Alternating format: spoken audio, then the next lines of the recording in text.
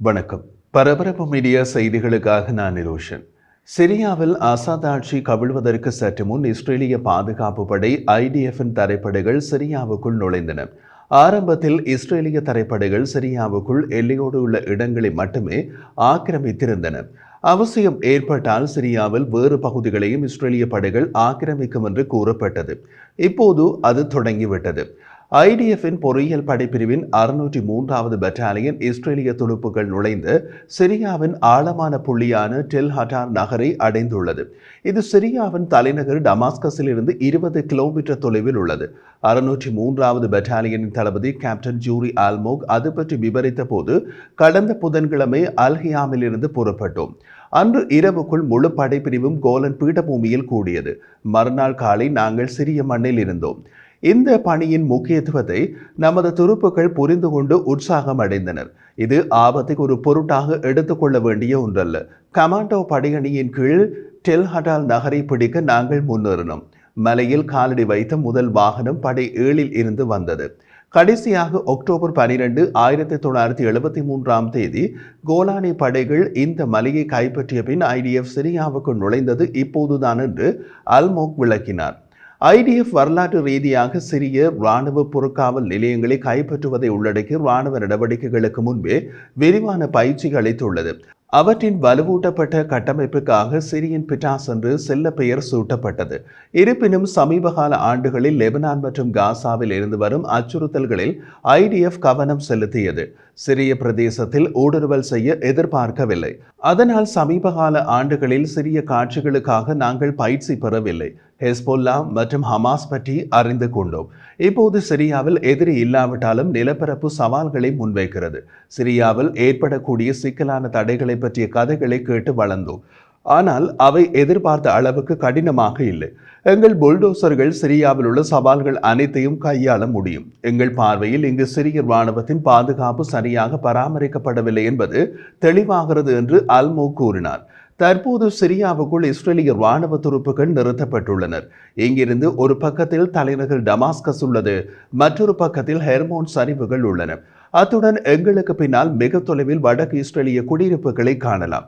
இப்போது நாங்கள் ஆல்பா கோட்டுக்கு அப்பால் நிலைகளை வலுப்படுத்துகிறோம். இஸ்ரேலின் தற்காப்பு சுற்றளவை விரிவுபடுத்துகிறோம். மேலும் கோலன் பீடபூமியின் இஸ்ரேலிய குடியிருப்பாளர்களை பாதுகாக்கிறோம் என்று அல்மோக் மேலும் கூறினார். சிரிய படைகள் விட்டுச் சென்ற பல்வேறு ஆயுதங்கள் மற்றும் உபகரணங்களை IDF கண்டுபிடித்தது. அவற்றில் பெரும்பாலானவை மிக மோசமான நிலையில் இருந்தன. புறக்கணிக்கப்பட்டதாக தோன்றிய 3 சிறிய டேங்களை துருப்புக்கள் கண்டுபிடித்தனர். அவை துருப்பிடித்து பராமரிக்கப்படாமல் உள்ளன.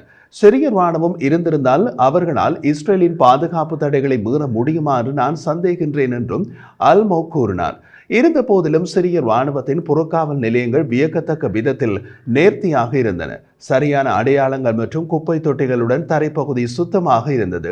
சிரிய இராணுவத்தின் துருப்புகள் போரில் சிறப்பாக செயல்படவில்லை என்றாலும் அவர்களின் தள பராமரிப்பு நன்றாக இருந்திருக்கிறது. பழைய இரவு பார்வை கருவியினை கண்டுபிடித்தோம்.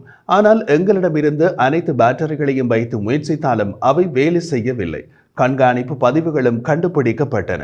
பல சிறிய இராணுவ புறக்காவல் நிலையங்களில் கண்டெடுக்கப்பட்ட பதிவுகள் இஸ்ரேலிய இராணுவ நடமாட்டங்கள் பற்றிய விரிவான அவதானிப்புகளை அவர்கள் செய்ததை காட்டுகின்றன.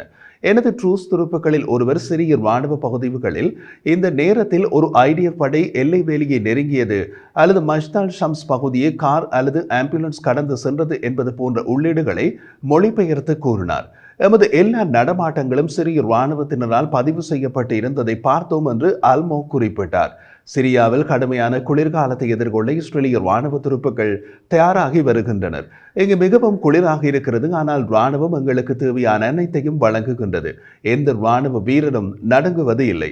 குளிர் தாக்கத்தை அடக்கினாலும் நீரேற்றமாக இருப்பதை உறுதி செய்கிறோம், அல்மோ கூறினார். எமது துருப்புக்களில் உள்ளூர் சிவிலியன்களுடன் நட்பாக உள்ளார்கள். ஒரு சிறிய குடிமகன் அவர் பசியாக இருப்பதாக சமிக்ஞை செய்தார். அதனால் நான் அவருக்கு ஒரு போர் ரேஷன் உணவுப் பொருட்களை கொடுத்தேன். சிறிய பொதுமக்கள் எந்த நேரத்திலும் நம்முடன் விரோதமாக இல்லை என்று அல்மோக் விளக்கினார். கிவாண்ட் அவ்னியில் வசிக்கும் கேப்டன் அல்மோக்கின் பெற்றோர் அவரது பாதுகாப்பு குறித்து கவலை தெரிவித்தனர். என் அம்மா மிகவும் கவலைப்படுகிறார். என் அப்பாவும் அதை வெளிப்படையாக காட்டவில்லை. நான் லெபனானில் இருந்தபோது அவர்கள் மிகவும் கவலைப்பட்டார்கள்.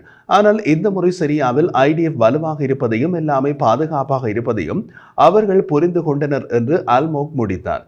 சிறிய சமூக ஊடகங்களில் பரவி வரும் வைரலான காணொளியின் தலைப்பு எங்கள் கதை என்ன, எங்கள் சகோதரர்களே இஸ்ரேல் என்று இருக்கிறது. காணொளியில் உள்ள காட்சிகள் கோலன் பீடபூமிகளின் சிறிய பகுதியில் உள்ள ஹெடேர் கிராமத்தை சேர்ந்த அதிகாரிகள் இஸ்ரேலுடன் இணைவதற்கு ஆதரவாக பேசுவதை சித்தரிக்கிறது.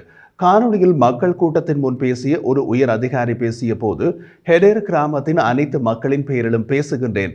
யாரேனும் ஆட்சேபித்தால் தயவு செய்து சொல்லுங்கள். நாம் தேர்வு செய்ய வேண்டுமானால் குறைந்த தீமையை தேர்ந்தெடுப்போம்.